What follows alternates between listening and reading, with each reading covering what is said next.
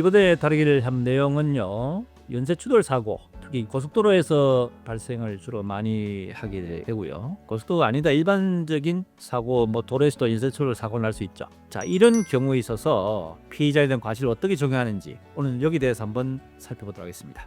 연쇄 추돌 사고에 있어서는 우선 첫 번째로 피의자에 대해서는 공동불법 행위자로서 부진적 연대 책임을 져야 된다 하는 것을 먼저 이해를 하셔야 됩니다. 공동불법 사고들은 고속도로 연쇄 추돌 사고 말고도 사실은 다양한 형태가 있습니다. 차대 오토바이 사고가 났는데 오토바이 뒤에 동승자, 또는 차끼리 사고 났는데 차에 탄 동승자, 이 동승자 입장에서는 둘 다 가해자 되고, 이 가해자는 공동불법자가 된다는 겁니다. 거의 고속도로가 아니더라 일반적인 사고에서도 예를 들어 보행자가 길을 가는데 1차적으로 보행자를 치고 또 보행자 넘은 상태에서 2차 다시 역과해서 예를 들어 사망을 했다, 이런 것도 있을 수가 있겠죠. 부모가 애를 학원이라도 유치원에 맡겼는데 유치원에서 교사가 관리를 잘못해서 가해 차량이 그 애를 친 경우가 있어서 가해 차량도 가해자 되지만은 애를 맡겨서 관리하는 유치원, 학원 다 마찬가지도 이 공동불법 행위자가 되는 겁니다. 피해자 입장에서는 다들 공동불법 행위의 애자로서 군인의 연대 책임을 져야 되는 그런 사례란 말이죠. 이처럼 공동불법 행위의 경우에 있어서는 부진적 연대 책임을 져야 된다. 다양한 가해자 구분이 있으면은 각자 간의 과실이 조금씩 다를 수가 있겠죠.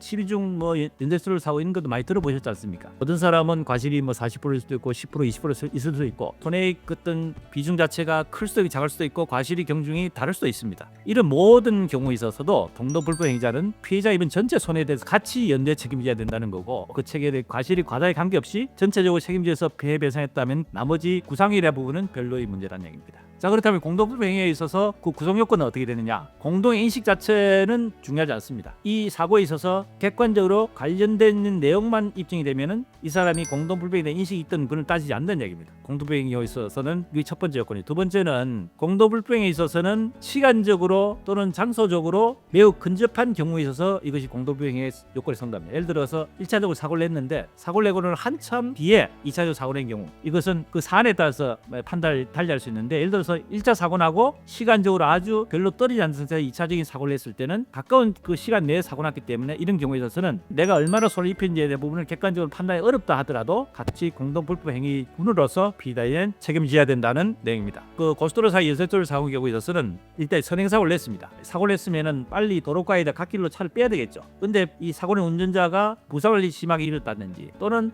차가 엔진이 고장나가지고 그 차량을 갓길 쪽으로 빼지 못한 상태에서 불가피하게 움직임이 없는 상태에서 부득이하게 뒤에서 받친 경우에 있어서 내 과실에 대한 책임을 면피할 수 있느냐? 그렇지는 않습니다. 그런 부득이한 사고가 있다 하더라도 선행 사고에 대한 책임을 본인이 냈다면은 공동불법 행위자로서의 책임을 면할 수 없다는 거죠. 마지막으로 한 가지 사례를 들어서 한번 말씀드려볼까요? 통상적으로 이제 겨울 같은데 또는 이제 안개가 많이 낀 경우에는 사고 위험이 굉장히 높죠. 빙판길에 미끄러져서 또는 빗길에 미끄러져 선행 사고를 냈습니다. 중앙분리를 쳐가지고 1차 사고를 냈는데 그 뒤에 오는 차량이 2차, 3차 이렇게 연쇄 추돌해가지고 사고를 냈다는 얘기입니다. 그런데 그 두 번째 또 세 번째 차량에 타고 있던 동승자가 위험하니까 빨리 내려서 나와야 되겠다고 해서 차에서 이탈해서 갓길 쪽으로 나오는 과정에 뒤에서는 제4차량이 쳐서 보행자가 예를 들어 가지고 중상을 입었다는 사망을 했다가 있을 때, 그렇다면 이 네 번째 차량이 불가항력적으로 도저히 피할 수 없는 상황에 대한 부분에 대해서는 변론을 하고 책임을 면할 수 있는 사고라면은 책임이 없겠죠. 하지만은 만약에 책임이 있다 한다면은 첫 번째, 두 번째, 세 번째, 네 번째 차량은 전부 다 이 보행자에 대해서는 공동불법에 의해서 책임을 져야 됩니다. 그럼 피해자 입장에서는 어느 차량이든 그 중에 보면 안 된 차량도 있을 거지 않습니까? 그러면 이 피해자 입장에서는 어느 차량이든 관계없이 연대해서 할 수도 있고 어느 한쪽을